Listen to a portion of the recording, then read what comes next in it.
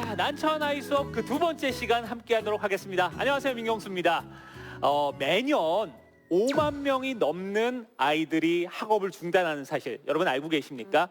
물론 이제 검정고시나 아니면 대안교육으로 인해서 자발적으로 이제 학업을 중단하는 친구들도 있습니다만 보통 이제 학교 부적응 아니면은 가정의 문제로 인해서 학업을 중단하는 그런 아이들이 상당히 많다고 합니다.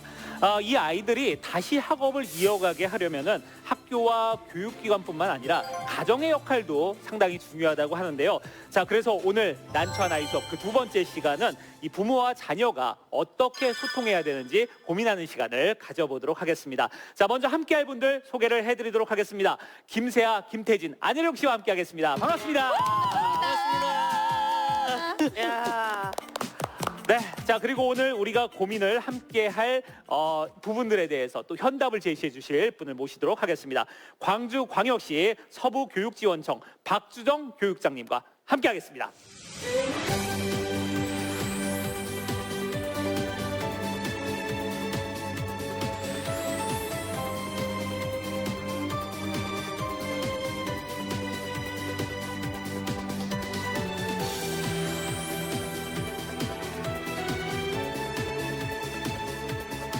우리 아이들은 꾸준히 이 물을 주다 보면 성장할 것이라는 것을 기대하고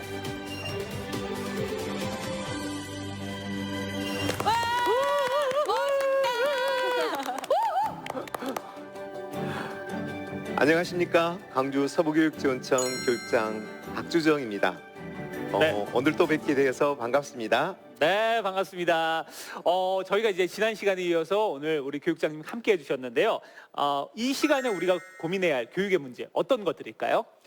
이 시간에는 내 자녀가, 금쪽 같은 내 아이가 학교 생활을 하면서 정말 즐겁고 행복하고 또 거기다가 공부도 잘하고 또 선생님들한테 칭찬도 받고 이렇게 하면 얼마나 좋겠어요.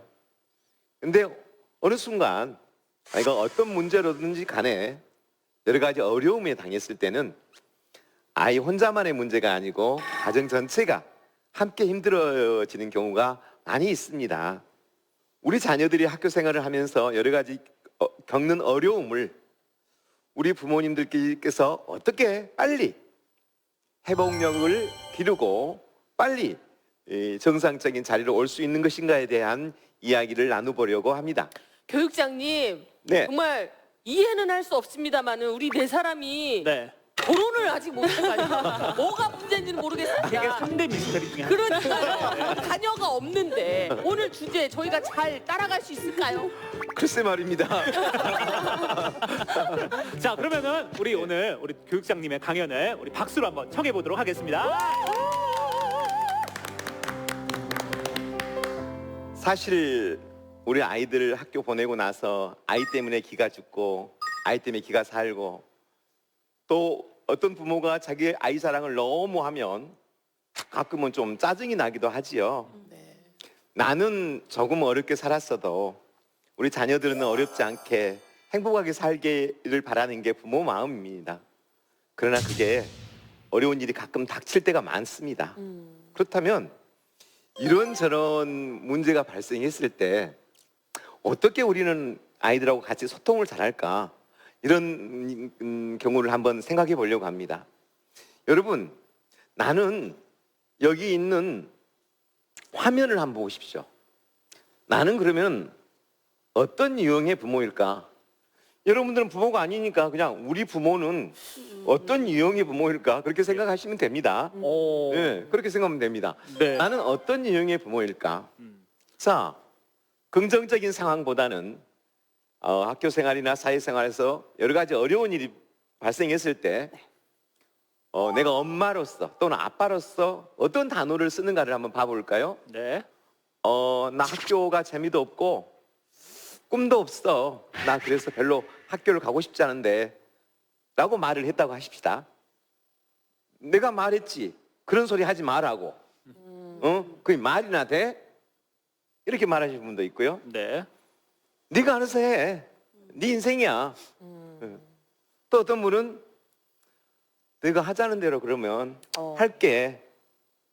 또 어떤 분은 그래, 그렇다면 우리 이 이야기를 한번 같이 한번 해볼까? 되게 이렇게 크게 유형을 나눈다고 합니다. 그러면은 저는 사실 네. 자녀는 없지만 네. 우리 부모님은 저 중에 어디에 들어가 있는지 난 명백하게 나오거든요. 저는 나와요. 저는 야 내가 말했지. 그렇죠. 사실 뭐 이렇게 저희 아마 거의 이런 부모님들이 많으실 거예요. 뭐라고 얘기를 하면은 야 엄마가 얘기했잖아. 너 그렇게 하지 말라고. 이런 분들이 거의 대부분이지 않을까 저는 이렇게 생각하거든요. 아니에요. 생각하세요? 저는 네. 사실 지금 옆에 김태진 씨가 계시잖아요. 네. 저희 아버지랑 이름이 같아가지고 근데 솔직하게 말하기가 상당히 부담스러운데 저희 네. 부모님은 두 가지 유형이 좀 혼재돼 있어요. 아. 당임적이신데 너 알아서 해. 엄마 나 친구네 집에서 자고 갈게. 너 알아서 해. 하시는데 어느 순간에는 갑자기 또 독재적이에요. 그게 내가 나가 자고 오지 말랐다. 이게 이렇게 두 가지가 섞일 수도 있나요? 그럴 수도 있죠. 그럴 수도 있죠. 상황에 따라서. 네. 여러분 대부분 우리 부모님들은 우리 연배에 보면 내가 말했지. 예. 너 그럴 줄 알았어. 하지 마라고 했잖아. 그거 부정할 수 있는 부모 없을 겁니다. 요즘 그렇게 하면은 아이들이 통할까요? 안 통합니다. 네. 안 통하고 지금은 뭐라고 할까요? 그냥 나가버릴 겁니다. 나는 아빠랑 할 말이 없어. 아빠는 이미 답을 다 갖고 있잖아. 그리고 그럼 그 답을 나한테 이야기하고 있잖아. 그러면서 항상 나하고 소통한다고 말하잖아. 우리보다 훨씬 더 애들은 똑똑해져 있습니다. 여러분이 생각했을 때 가장 좋은 게 뭘까요? 답 찾기는 좋지요. 사지선다양이니까. 민주적. 예. 그렇죠. 민주적. 우리 이야기 한번 해볼까? 아이가 말이 안 되는 소리를 해도 그래 우리 이야기 한번 해보자. 민주적인 것은 애정도 가지고 있고 일관성도 가지고 있습니다. 아까 말씀하셨던 이랬다 저랬다 하지 않는다는 겁니다. 여러분 말씀했죠. 이럴 때는 이러고 저럴 때는 저랬다고. 민주적인 분은 그렇지는 않습니다. 일관적이시고 책임감과 그러면 아이들은 책임감과 사회성도 높고 자신감이 높아진다고 합니다. 저는 스스로 생각할 때 이 중에 어디일까 생각해 봤더니 허용적 분위기에 맞지 않나라는 생각이 좀 들어요. 애정적 반응, 통제가 없이 훈육을 하는데 아이들은 자신감은 높아요. 근데 단점이 뭐가 있냐면 규율을 무시하고 재맷도로인 성격으로 학교에 잘하는 경우가 아이들이 있어요. 그런 경우가 지금 우리 초등학교에서 선생님들께서 애를 먹는 경우입니다. 네. 그리고 뭐 이제 방임적은 말씀 그대로 아예 관심도 없어요. 애정도 통제도 없는 너 알아서 해. 너 알았어.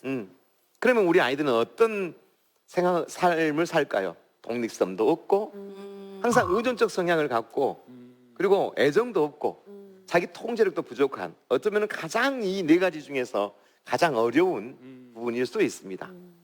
독재적은 엄격한 통제와 규율, 무조건적인 체벌을 하기 때문에 아이들이 부모를 쳐다보고만 있는 겁니다. 하라는 듯만 하는 거예요. 민주적인 것도 약간 이런 게 있어요. 그 민주적이라고 스스로 생각하셔서 그래 우리 한번 이야기 한번 해볼까? 근데 네 아빠 이렇게 하면 넌 그게 말이 된다고 생각해? 네가 그래서 안 되는 거야. 이런 식으로 흘러가기도 하잖아요. 그렇죠. 예. 그렇습니다. 그러니까 우리 지금 어른들이 굉장히 어려운 시대에 사는 게 이제 공부를 통해서 이렇게 해야 되겠다 민주적으로 생각은 그렇게 해요.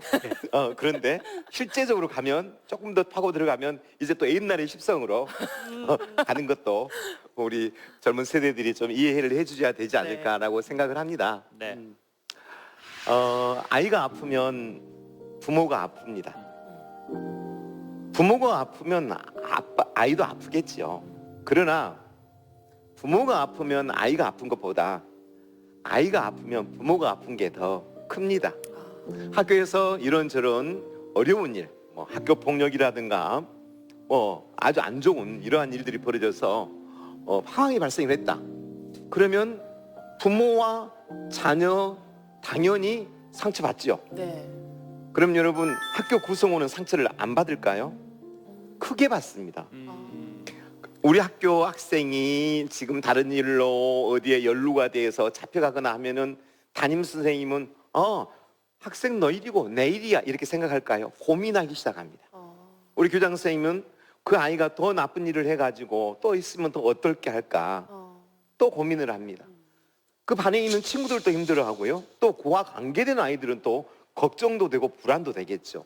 모두가 다 상처를 받게 됩니다.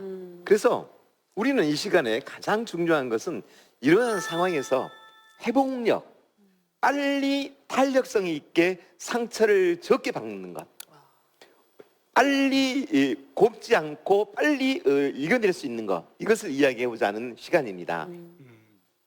그래서 지혜로운 부모의 문제 해결 원칙이 있습니다.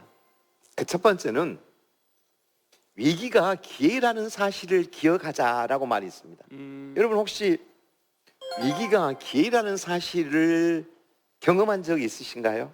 첫 수능을 이제 일명 망쳤다고 하죠. 정말 3년간 받아본 적이 없는 성적을 수능 날 이제 받은 거죠. 그래서 정말 부모님께도 못 보여주고 부모님은 애가 말이 없으니 막 답답해하시고 그러면서 아 내가 또 수능을 치를 수 있을까 하면서 이제 몇 달간을 진짜 그냥 집에서만 지낸 적이 있었는데 그때 저는 처음으로 내가 뭘 하고 싶은지에 대한 고민을 하고 방송을 하고 싶다라는 걸 그때 이제 깨닫고 예. 이제 새롭게 공부를 해서 예. 이제 재수를 성공했던 기억이 목표가 나요. 그 정말 예. 정말 큰 성장의 기회네요. 네. 예. 그래서 예. 그때가 제일 좀 기억에 남는 것 같아요. 그렇다면 두 번째는 뭐가 있을까요? 그런 문제가 어려운 문제가 발견했을 때 지혜로운 부모의 문제 해결 원칙 두 번째는 어떤 상황이 발생했을 때 왜 때렸을까? 안 때리면 될 것을 라고만 생각을 하면 이 문제는 풀리지 않습니다. 우리 아이에게 이러이러한 일이 발생할 수 없는 정말 어떤 일들이 있었을까? 우리 아이를 내가 너무나 좀 방임하지 않았을까? 그리고 법, 준법을 이런 것을 너무 놓치지 않았을까?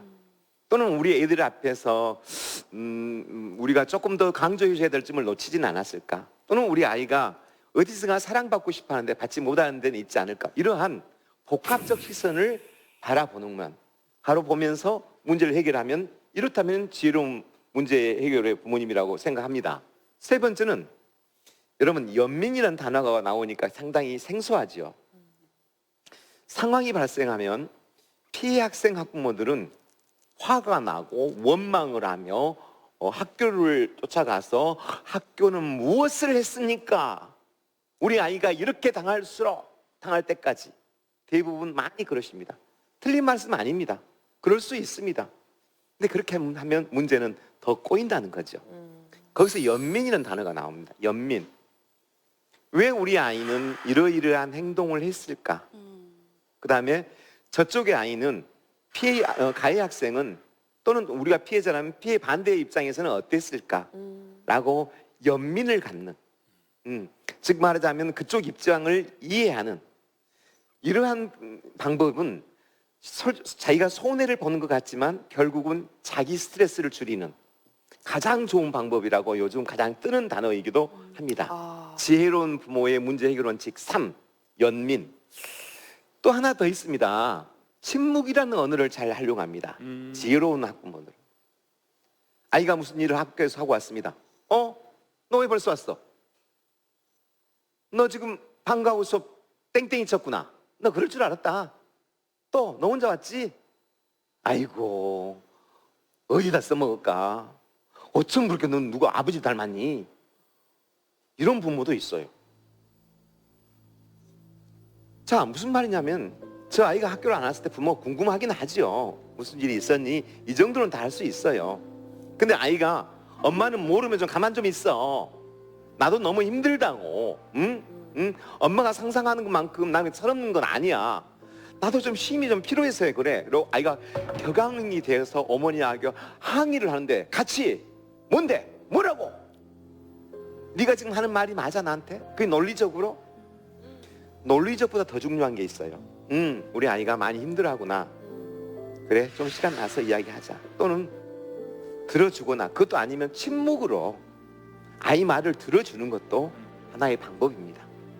우리는 아이들과 많은 소통을 한다고도 하면서 부모님들은 소통하는 게 아니라 일반적인 이야기를 수없이 하면서 아이를 제압하고 있지 않는지 한 번쯤 생각해 보는 지혜가 필요하다고 생각합니다. 자, 우리 부모님들이 제일 많이 쓰는 학생들에게 쓰는 용어를 정리해 보았습니다. 초등학교 때까지 공부를 잘하더니 왜 그러니? 많이 하죠? 네. 제 얘기, 내 얘기. 초등학교 때는 다 진짜 내 얘기. 전교 1등 하지 않습니까? 난 영재였어 그때 당시에. 올백 맞았어, 올백. 네. 그러셨죠? 넌 왜 그렇게 공부 욕심이 없니? 언제쯤일까요? 중학교쯤? 네. 그쵸. 네. 예. 맞아요. 넌 왜 그렇게 공부 욕심이 없니? 내가 하고 싶은 일이 도대체 뭐야? 또 어떤 부분들은 뭐가 될래? 근데 솔직히 하고 싶은 일을 얘기하면 거의 다 등짝 스매싱이었어요. 그쵸. 가고 싶어. 놀고 싶어. 학교 안 가고 싶어. 부모는 억장이 무너지는 단어죠. 그렇습니다. 제일 중요한 것은 뭘까요? 아이들이 꿈이 생기면 다른 게 필요가 없어져요. 맞아요. 누가 하지 말라기도 해요. 네. 근데 그 꿈을 찾는 것만큼은 우리 광주시 교육청에서 올해 코로나라는 이유 때문에 포기해서는 안 된다. 진로만큼은 방역을 철저히 하면서라도 예전에 전쟁 상황 속에서도 천막을 쳐놓고 공부했던 마음으로 아기들의 진학에 대한 진로에 대한 꿈에 대한 체험은 반드시 해줘야 된다라고 시작한 게 K명장이라는 진로 체험입니다. 여러분 이게 지금 K명장이에요. K명장은 이제까지 진로 체험 학습을 다 훌륭하게 잘하고 있었지만 이 K명장은 아이들은 가장 어떤 분야에 제일 궁금해할까? 어떤 직장에 대해서 궁금해하고 뭐가 되고 싶어 할까? 라고 우리가 장학사님이나 교육장이 정한 게 아니라 학생들에게 설문을 했습니다. 너희들은 어떤 직업이 제일 궁금하니? 그래서 순위를 지었더니요. 첫 번째가 IT입니다. 드론. 의외죠, 여러분. 드론. 두 번째 방송. 오. 예. 두 번째가 이게임. 아. 네. 그 다음에가 뭡니까? 식문화. 식문화. 예. 그 다음에가 자동차. 그 다음에가 의류, 패션. 그 다음에가 바이오 식품. 그리고 공예. 그리고 뷰티. 앱툰. 이런 순이었습니다. 오. 정말 여러분들이 생각하고는 정말 다르죠. 그리고 여러분들도 네. 이제는 올드한다는 생각입니다. 우리 애들은요, 의사, 변호사, 뭐 이런 게 별로 궁금해하지 않는 건 아니에요. 저 산업이, 저러한 분야가 어떤 분야가 제일 궁금하다는 겁니다. 좋다. 궁금하다면 그 분야에 거장, 마이스터라고 그럽니다. 거장. 마이스터, 거장, 신지식인 이런 표현을 씁니다. 네. 이분들을 그 열 분야에 대한 명장들을 모셨습니다. 명장. 그 분야에서는 최고인 명장을 모셨습니다. 명인 명장하고 우리 이제 이 진로 체험을 할 학생을 뽑아야겠죠. 광주시 있는 학생들 다 못 해주니까. 그렇죠. 그래서 또 공모를 했더니 1분 만에 마감 끝. 우와. 1분 만에 여러분. 야. 그 뜻은 무슨 말입니까? 목말랐다는 거죠. 그렇죠. 누가 목말랐다는 거예요? 학부모가 목말랐다는 게 아니라 학생들이 목말랐다는 겁니다. 네. 1분 만에 저기 있는 10개 분야에 10개 분야에 10명씩 총 100명 1분 만에 마감이 돼버린 겁니다. 와. 마감이 돼버리니까 제일 먼저 명장 1명에 학생 10명 그 다음에 누구? 방역 지도자 1명 그 다음에 진로 교사 1명 이게 한 팀입니다. 오. 그 다음에 거기다 플러스 학부모까지. 네. 진짜 체계적이네요. 네. 왜 학부모를 넣냐면 아이가 나는 웹툰이 되고 싶어요 그러면은 먹고 살 수 있대?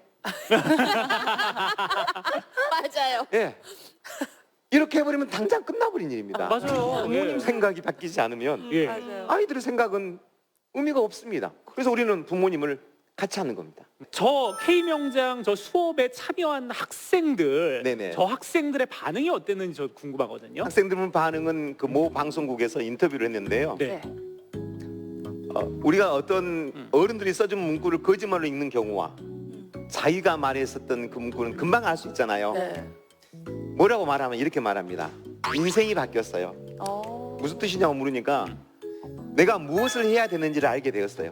그럼 답이 나온 거죠. 나는 무엇을 해야 되는지를 알게 되었어요 라고 했다면 길을 찾은 겁니다. 그렇죠. 이 길을 찾게 해주는 것이 정말 중요합니다. 어느 때? 중학교 때. 중학교 때 적어도 어느 정도의 방향은 잡혀져 있어야만 됩니다.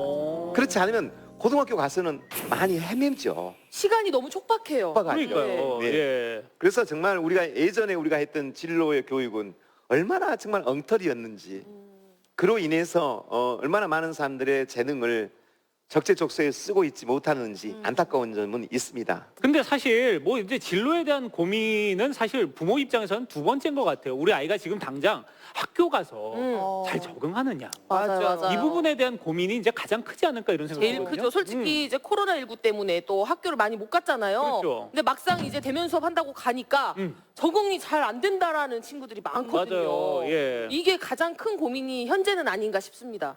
그렇습니다. 그래서 나는 이 표를 만들었습니다. 우리 아이가 균형이 무너지고 있다는 신호를 알아차리자. 자, 여기 여러분 약간 생소한 단어가 나왔죠. 균형. 그냥 어려움이 있다는 신호를 알아차리자. 우리 아이가 피해자라는 뭐 신호를 알아차리자 이러면 될 걸 왜 균형이라는 말을 썼을까? 균형이라는 것은 성적뿐만 아니라 모든 정서까지 다 표현하는 단어입니다. 즉 마음의 조화, 마음의 평화, 그리고 지금 자기가 가고 있는 길에서의 어떤 어려움 이런 표현이라고 보면 될 것 같습니다. 균형이 무너지고 있는 이 상황을 우리 부모님들께서는 잘 보셨으면 좋겠어요. 그 아이들은 징후를 항상 보냅니다. 되게 보면 죽고 싶단 말을 잘 씁니다. 아유. 정말 부모님들은 왜 죽고 싶단 말을 정말 저렇게 쓰는지 힘들 때가 있죠. 죽고 싶다. 엄마 나 우울해. 그럼 뭐라고 해요? 네가 뭐 우울해? 엄마 이거 아빠가 있는데. 맞아. 아이고 뭐가 우울하기는. 엄마 나 성격 또 떨어졌어. 아 나 짜증나. 학교 가기 싫어요. 나 그냥 검정고시 볼래. 배가 아파요. 나 엄마 이번 수학여행 안 가고 집에서 쉬면 안 될까? 이런 이야기는 우리 아이가 지금 학교에서 균형이 무너지고 있다라는 징후라는 거예요. 그러면 도대체 내 자녀에는 어떤 일들이 학교에서는 일어날 수 있을까요? 이런 일이 안 일어나야 되겠죠. 그러나 이제까지 교육청에서는 이런 일이 발생하지 않기 위해서 참으로 많은 노력을 했습니다. 어쩌면 십몇 년 동안을 교육청에서 제가 이 분야에만 있었기 때문에 저는 모든 정책을 교육부와 함께 같이 세웠다고 해도 과언이 아닙니다. 그럼에도 불구하고 왜 지금도 학교 폭력이 발생을 하고 자살이 발생하며 성폭력이 발생하고 학업 중단이 발생할까요? 아마 생각을 해봤습니다. 아마 전국에 이 학교 안전 분야에 대해서 17년 동안 한 장학사 장학관으로 근무한 사람은 전무할 저밖에 없을 겁니다. 제가 판단한 저로서는 학교만의 힘으로서는 이 문제 해결할 수 없다. 그래서 사실은 이번 프로그램에 하고 싶은 말이 그 말입니다. 학부모님, 당신의 자녀 학교에서 정말 껴안고 잘 키울게요. 그러나 우리 힘만으로는 부족합니다. 부모님도 좀 도와주셔야 됩니다. 우리 학교에서 우리가 70 내지 80 할게요. 20%만 부모님이 도와주세요라고 하기 위해서입니다. 우리 아이들은 지금 학교에서 언어폭력, 사이버상의 폭력이 늘어나고 있습니다. 정서적 폭력이 늘어나고 있는 겁니다. 예전에는 때리고 뭐 차고 뺏고 이런 일이 많이 벌어졌다면 지금은 은근히 따돌리고 정서적으로 괴롭히고 사이버상에서 문제를 일으키고 무슨 온라인 도박을 하고 이런 일로 아이들이 힘들어하고 있습니다. 여러분들은 그런 경험이 없으시나요? 뭐 이런 거 있잖아요. 요즘에 이제 단톡방에 같이 있는데 네. 예를 들면 뭐 누가 얘기를 하면은 댓글을 잘 안 달아준다거나 네. 뭐 이런 경우도 약간 은근히 무시하는 거. 요것도 약간은 좀 왕따 아닌가 싶기도 하고요. 네. 예. 당해봤습니까?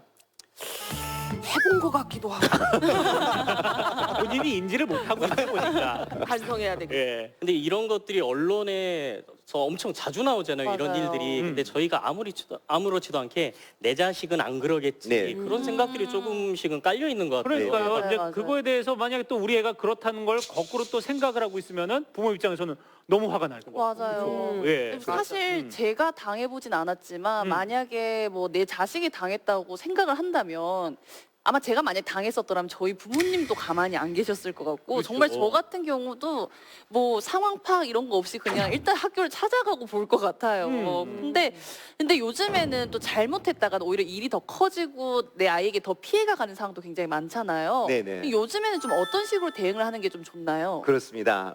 아주 좋은 질문을 하신 건데요. 학교 폭력이 발생하면 이제는 무조건 조치를 해야 됩니다.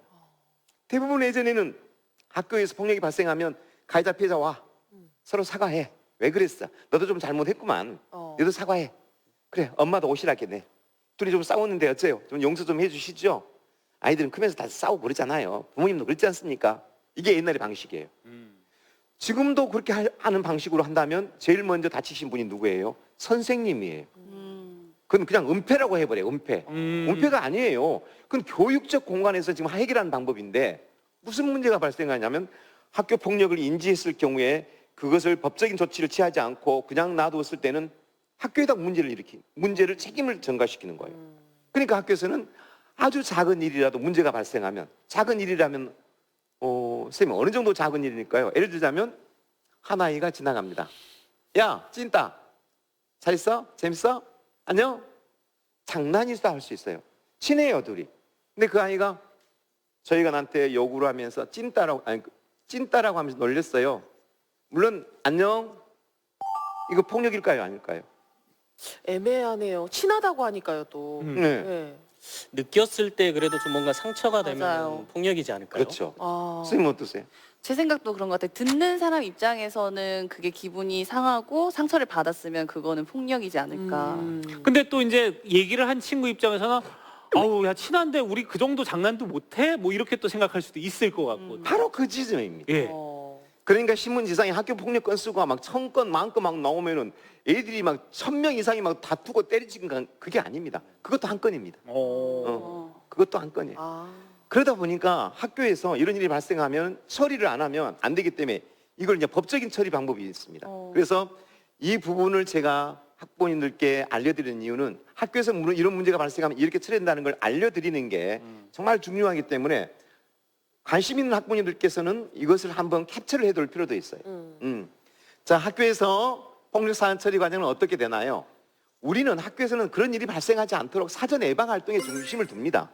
학생, 학부모, 교직원 대상으로 이러한 사소한 것도 학교 폭력이라는 이야기도 하고요. 네. 학교 폭력을 하면 이런 어려운 일이 생긴다는 것도 하고요. 또래 활동이나 예술 활동을 통해서 기분 좋게 만들어주기도 하고요.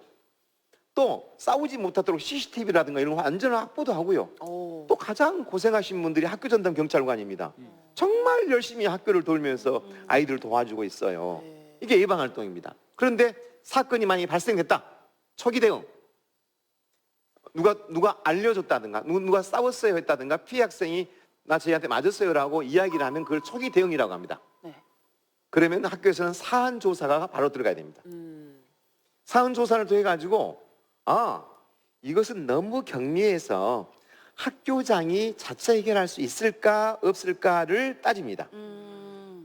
가장 학교장이 어느 정도 인정해서 이 정도면은 학교에서 자체적으로 해결해도 되겠어라고 하지만 피해 학생 쪽에서 아니요 법대로 해요. 네. 나는 이거 인정할 수 없어요 라고 한다면 학교폭력대책심의위원회라고 올립니다. 그건 학교에가 기구가 있는 게 아니라 강주의 동부 서부교육지원청회가 심의위원, 쉽게 말하면은 법률가, 경찰, 전문가 이분들 모여져 있는 분들에게 학교에서 일어났던 가해 학생과 피해 학생에 대한 일들을 전부 다 서류로 올립니다. 고발한 것처럼. 그럼 거기는 심의위원들이 피해 학생 와서 이야기해 보세요. 가해 학생 와서 이야기해 보세요. 그 다음에 학교 측 입장 이야기해 보세요. 가해 학생은 퇴학을 시켜야 되겠네요. 가해 학생은 전학을 보내야 되겠네요. 가해 학생은 출석 정지를 보내야 되겠네요. 피해 학생은 보호 조치로 상담을 받아야 되겠네요. 이렇게 조치를 내리는 거예요. 이게 바로 소위 말하면은 학교 폭력이 발생하면은 조치된 내용입니다. 즉 학교에서 어떤 사건이 발생하면 신고를 하면 학교에서 인지하고 경미한 사안인 경우에는 학교장이 서로 간에 조정해서 학교에서 끝낼 수 있는 방법이 있고 그렇지 못할 때는 학교폭력심의위원회로 올라가고 만약에 이 심의위원회에 올라가 내린 그 조치조차도 불복으로 하면 행정심판과 행정소송을 합니다. 행정심판이나 행정소송에 가면은 오늘 올리면 내일 결과가 나온가요? 안 나오지 않습니까? 학년을 넘어갈 때까지 있습니다. 그러면은 아이는 아이대로 부모와 부모들은 서로 골이 깊어지겠죠. 그래서 뭐가 중요하냐? 회복적 생활교육이 필요하다는 겁니다. 좋습니다. 그러면 우리 아이가 가해자라면 어떻게 할까요? 만약에 우리 아이가 가해자라고 하면 여러분 이 5단계가 있는데요. 이걸 잘 들으세요. 제일 첫 번째 하는 방법이 내 자녀는 어떤 기분일까? 그 다음에 두 번째는 내 자녀가 그렇게 한 이유는 무엇일까? 세 번째는 이 일을 어떻게 해결할 수 있을까? 네 번째는 내 자녀의 학교, 만약에 이게 해결됐다면 앞으로 학교 적응을 어떻게 도울 수 있을까? 마지막은 나는 어떤 말을 할 것인가? 여러분 이게 수학 공식처럼 저는 이 문제를 이렇게 풀어왔습니다. 그러면 풀립니다. 자, 그러면 우리 아이들은 어떤 기분일까에 대한 답이 나왔네요. 처벌받을까? 비난받을까 걱정하고 공포심에 불안하고 적대적 행동을 할 수도 있어요. 가해자지만 네. 그리고 폭력이며 저항적일 수 있어요. 우리 아이의 기분은. 그러면 내 자녀가 그렇게 한 이유는 무엇일까요? 욕구 결핍이겠죠. 무엇인가 모르는 욕구 불만. 아까 어떤 분은 욕구 불만이면 뭘 많이 드신다면서요. 어떤 분이 많이 드신다고 하더라고요. 예. 또 무조건적인 허용. 정말로 무조건적인 허용을 하는 학생들은요. 정말 그런 경우가 정말 많아요. 가족 간에 잘 지내는 가족은 아이가 소통을 잘해요. 근데 아빠가 집에 들어가면 아이들이 그 바다에서 다니는 그 개 있잖아요. 그 개가 구멍 속으로 뽀로로 들어가듯이 자기 방으로 다 들어가 버리는 집. 그 집은 어려움이 있는 겁니다. 그러면 이 일을 어떻게 하면 해결할 수 있을까? 중요하죠. 이제 여기서 제일 중요합니다. 일단 내 자녀가 가해자하고 한다 할지라도 제일 먼저 무슨 단어가 나왔나요? 일단 이해해 줄 수밖에 없습니다.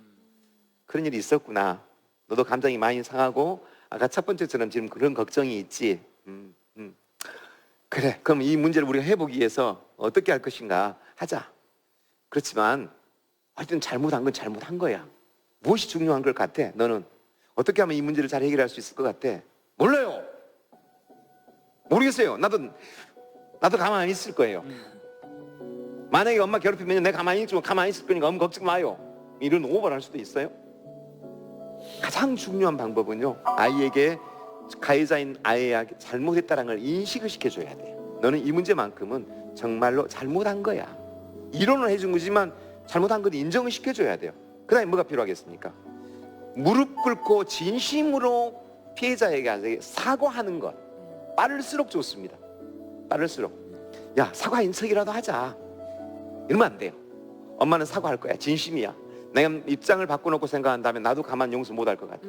우리 가서 정말 무릎 꿇고 빌고 정말 사과 받을 때까지 우리 노력하자. 이 일을 그래야만 해결이 되는 거예요. 근데 이 일은 방어를 시작하면은 그때부터 일은 꼬이기 시작합니다. 저희들 우리한테 분명히 이렇게 나올 거니까 혹시 너도 저희한테 뭐 할 수 있는 게 없어? 이것은 아이를 위해서나 이 일을 해결하는데 방법이 아니라는 겁니다. 하나 더 보겠습니다. 그럼 내 자녀의 학교 적응은 어떻게 도울 수 있을까?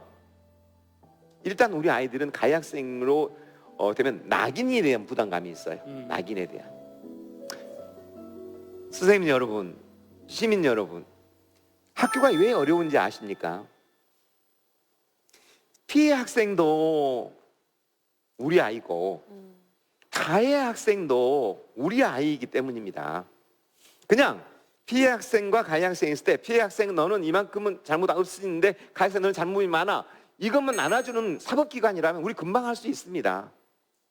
우리는 피해 학생도 잘 키워내야 되고 가해 학생도 잘 키워서 둘이 정말 잘 지내게 만드는 게 목표이기 때문에 그 일을 해결하는 게 어렵습니다. 그런데 많은 분들은 학교는 왜 이렇게 더디냐고 이야기를 합니다. 왜? 사람의 마음이라는 게 금방 용서가 되지 않고 그렇기 때문이거든요. 저 또 이제 궁금한 게 그래요.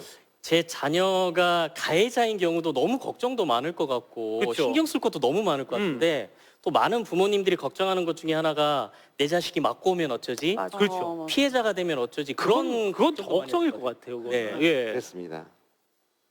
그렇습니다. 금쪽 같은 내 아이를 감히 누가 세상에 저희를 때릴 때가 어디가 있다고 저렇게 수많은 애들 저 아이 하나를 세상에 지 혼자 밥을 먹기게 해놓고 모두 다 가서 딴 데 가서 먹어버려?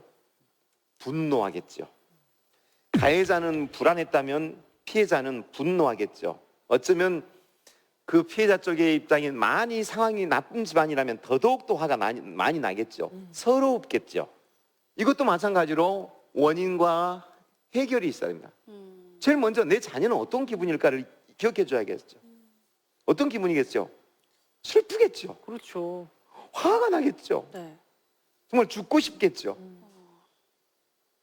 내 자녀는 왜 취약한 것일까?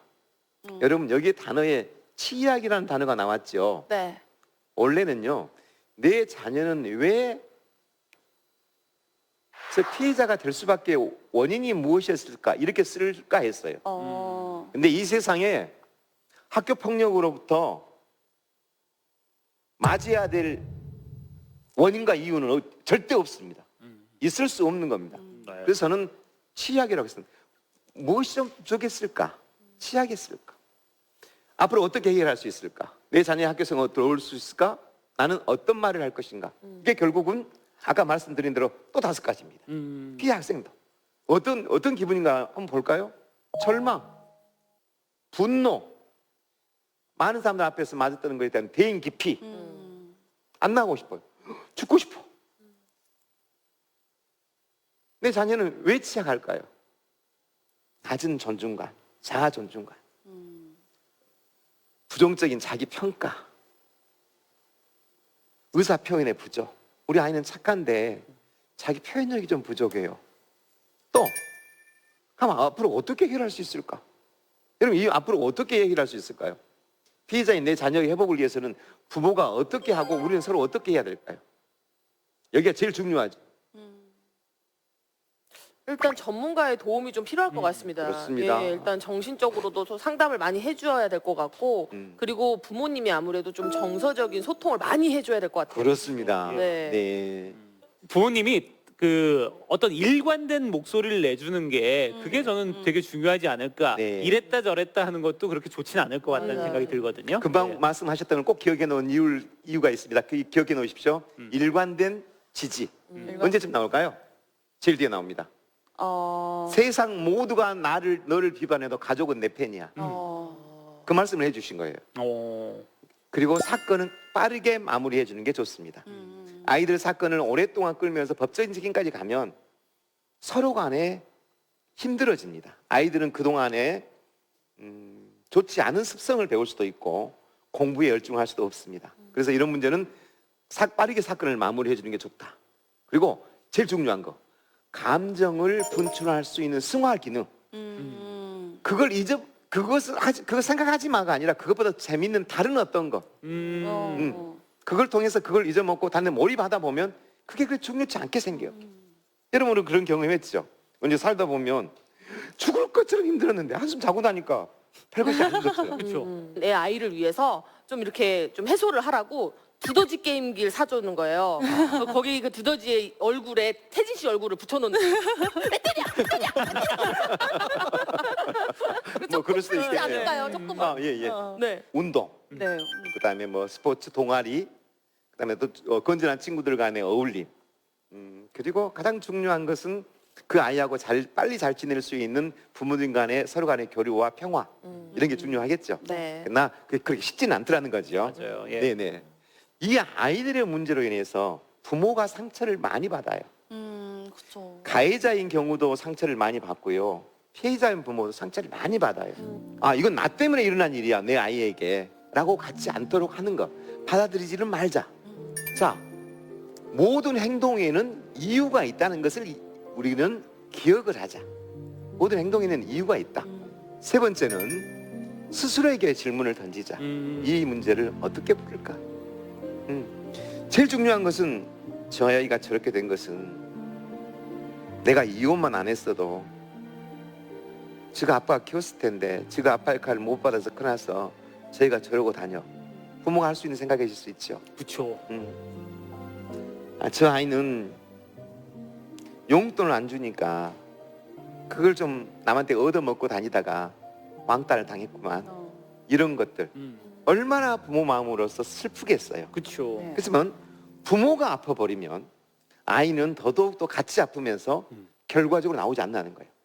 아까 뭘로 보자고요? 종합적인 것으로 판단하자. 그리고 지금 당장 해결할 수 있는 문제, 아까 5가지를 기억하자요. 5가지. 피해자와 가해자 다 똑같아요. 단지 뭐만 달랐었죠? 단어, 여기는 천재는 없으시네요. 치약이라는 단어만 없었어요. 야. 야. 그렇죠.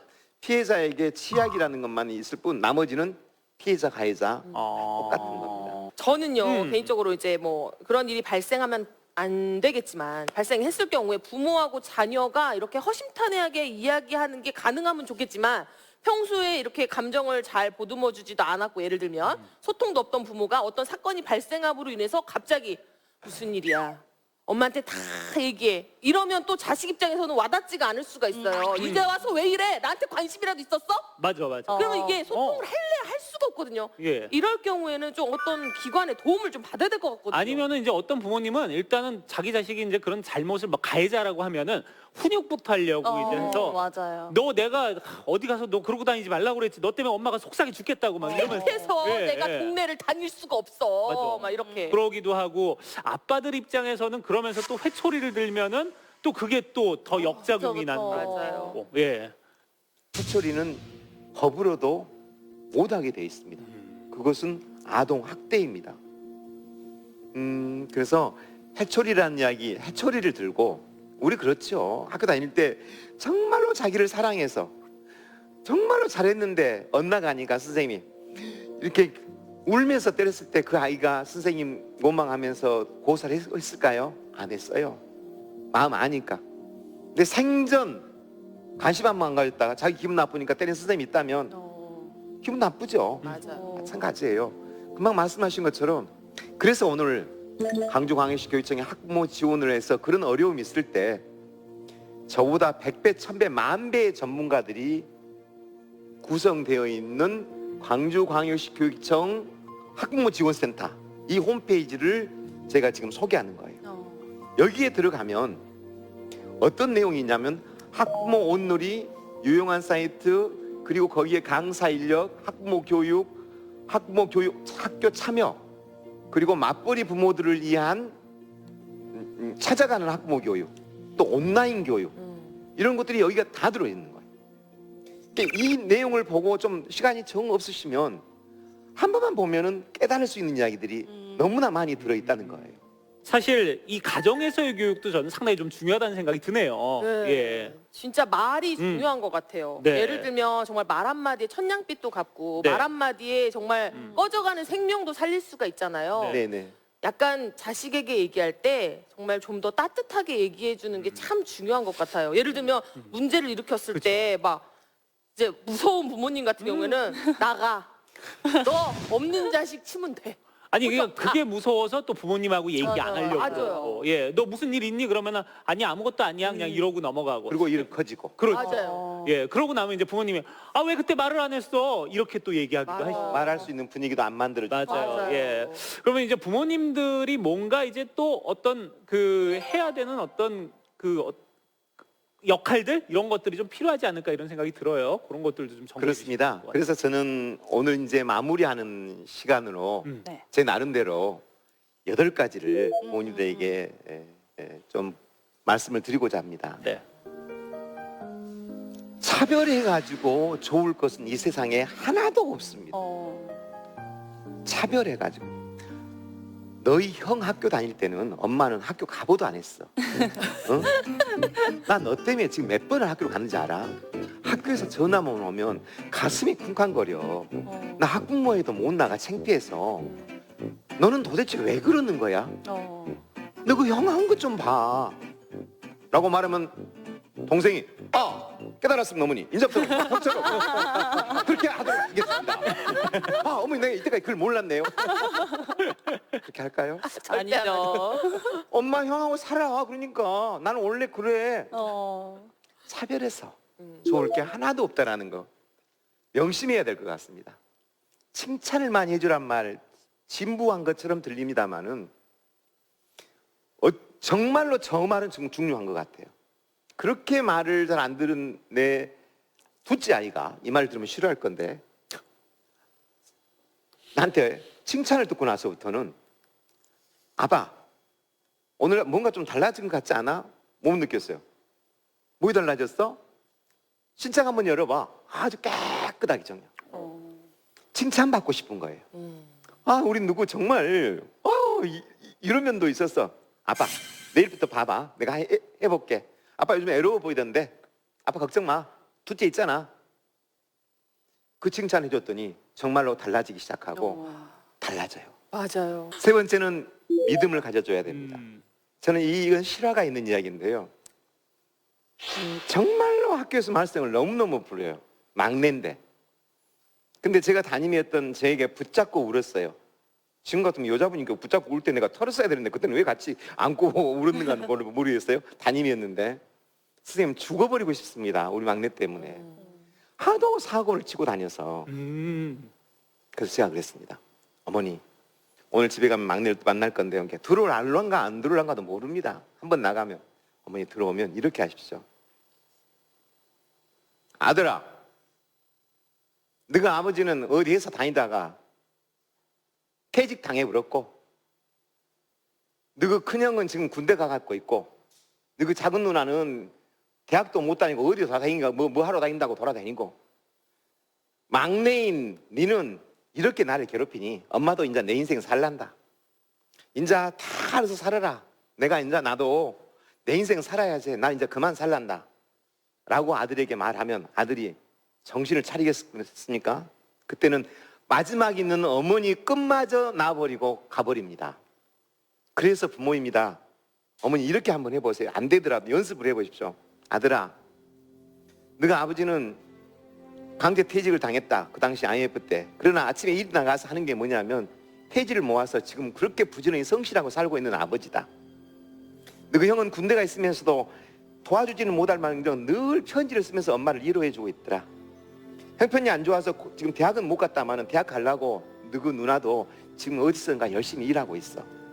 나는 내 막내 아들이 지금 너 일로 인해서 내가 학교를 몇 번 불려다닌다마는 나는 믿는다. 우리 아들 언젠가 이 엄마 이해해서 내가 기쁜 날 올 거라고 믿는다. 아무리 너가 나를 그런다 할지라도 나는 너 절대 포기하지 않아. 그리고 한 번만 안아주라고 그랬어요. 한 번만. 여러분 그걸 해보면 되나요? 그래서 주술에 걸린 것처럼 한 번만 해보라고 그랬어요. 주술에. 그렇게 하려면 아마 저한테 욕해 부리고 나가버릴 건데요. 그러면 붙잡고 울면서라도 꼭 하라겠어요. 여러분 3일 후에 왔어요. 어머니. 그 아이도 학교를 나왔고요. 안고 그렇게 하겠더니 아이가 엄마를 안고 1시간을 펑펑 울더래요. 그러니까 아이는 아이의 마음이 있어요. 근데 힘들고 어려우니까 살려달라고 덧나는 건 표현을 하고 있는 것 뿐이에요. 그런데 마지막 보리는 엄마가 끝까지 않고 포기하지 않겠다. 나는 너 아들 지금은 힘들지만 난 절대 포기하지 않아. 이 말에 아이는 1시간을 펑펑 울었다고 합니다. 엄마 아버지는 맨날 싸우고 집에서 술 먹고 이렇게 누워서 배 이렇게 긁으면서 애들이 학교 갔다 오니까 공부 열심히 했냐? 열심히 해? 공부할 게 없어 하겠어요? 그럼 그 아이가 네 아버지처럼 배 안 끄고 열심히 공부하겠습니다. 하겠어요? 그렇지 않겠죠. 본이 되어주는 겁니다. 저는 어디 가서 강의할 때 학부모님들한테 그럽니다. 이 재미없는 강의를 3시간 동안 앉아있는 이 모습 하나만으로 당신들은 아이들에게 본이 되고 있습니다. 본이 되어주십니다. 그래서 어른이 어렵습니다. 본이 되어주셔야 됩니다. 5번째입니다. 그 학교 선생님 3월 달에 만나봤더니 약간 본을 밝히게 생겼더라. 약간은 실력도 없는 것 같고 어쩌냐? 그럼 그 아이가 엄마 그런 소리 하지 마. 우리 아빠는 우리 선생님은 완전 정직하시고 실력도 좋으셔 라고 말하지 않고 엄마 말을 듣고 아 우리 학교 선생님은 좀 이상한 것 같아 라고 생각을 하면 아이가 선생님 말을 들을까요? 안 듣죠. 안 듣죠. 네. 절대는 말 표현은 조금 뭐합니다만 선생님을 학부모님들은 A 보는 앞에서 존경의 말씀을 써주셔야 됩니다. 그러나 선생님이 다 존경받을 수 있는 행동만을 못할 때가 있습니다. 그럴 때는 선생님한테 가서 선생님 이러이러한 점은 좀 어렵습니다. 이런 점은 좀 섭섭합니다 하면 다 받아줄 수 있어요. 네. 그래서 아이 보는 앞에서 선생님을 욕하거나 경멸하면 아이는 학교를 선생님을 믿지 않는다는 겁니다. 좀 생소할지 모르겠습니다만은 자녀하고 봉사활동을 했으면 좋겠다. 봉사활동은 우리 인간으로 할 수 있는 가장 마지막, 가장 최고의 선이라고 저는 생각합니다. 봉사활동을 하면 그냥 안마만 하는, 남을 조금 도와주는 봉사가 아니에요. 결국은 자기 자신이 성장하는데 너무나 큰 봉사입니다. 그런데 누구랑 같이? 가족과 함께, 자녀와 함께, 엄마와 함께, 아버지와 함께 그 봉사활동을 한 아이들은 확실히 마인드가 다릅니다. 이제는 실력이 중요한 세상이기도 하지만 남들과 잘 어울리고 배려하고 남들과 잘 소통하는 사람이 잘 산다고 합니다. 그렇습니다. 그거의 결정판이 자녀와 봉사활동을 통해서 저는 한번 했으면 좋겠다는 생각을 부모님들께 말씀을 이야기합니다. 희망을 이야기해 주시라는 이야기. 아들아, 지금 좀 힘들다. 이겨낼 수 있다. 그래, 공부 성적이 좀 떨어졌다고 너무 힘들어하지 마라. 솔직히 말하면 엄마하고 아빠하고 대학 다닐 때 F가 여러 개 있어. 걱정 마. 공부가 다 아니야. 이런 정도의 부모에게 희망을 이야기하면 됩니다. 이제 마지막 이야기를 저는 마무리하려고 합니다. 별대로 키우자. 이 말이 부모님 말씀에 닿을지 안 닿을지 저는 모르겠습니다만은 결대로 키우자는 이야기는 자기 소질과 재능에 맞게 키우면 부모님도 키우는데 재미가 있고 아이도 즐겁습니다. 근데 우리들의 가치관을 갖고 있는 그 직업에 맞춰서 아이를 가르치다 보면 아이도 힘들고 부모도 힘듭니다. 그리고 아이도 행복하지 않습니다. 타고난 탤런트가 다 있습니다. 그러면 그걸 누가 발견할 거냐고요. 우리 교육청에서 학교와 함께 재능을 발휘를 위한 여러 가지 프로그램을 운영하겠습니다만은 부모님들께서도 세 가지를 하셔야 됩니다.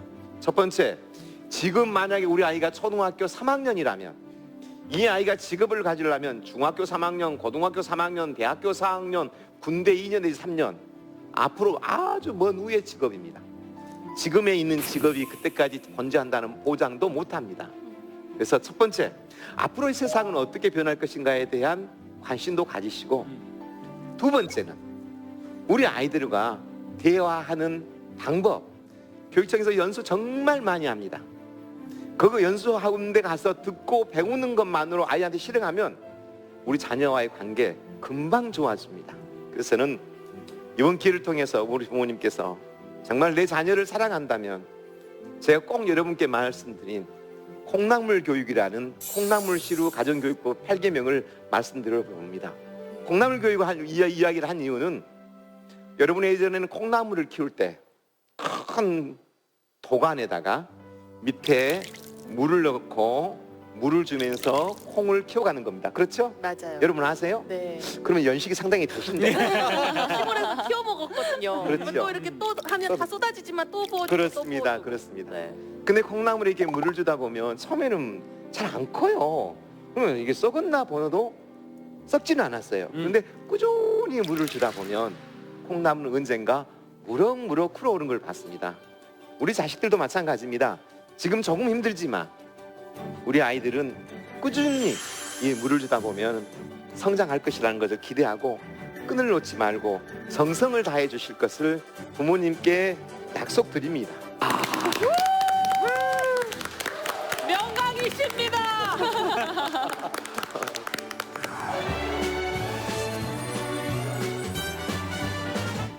네, 교육대전환 특별기획 3부작 난처한 아이 수업 오늘 그 두 번째 시간으로 광주광역시 서부교육지원청 박주정 교육장님과 함께 얘기 나눠봤습니다. 교육장님 고생 많으셨습니다. 잠깐 네. 해보시겠습니다. 네.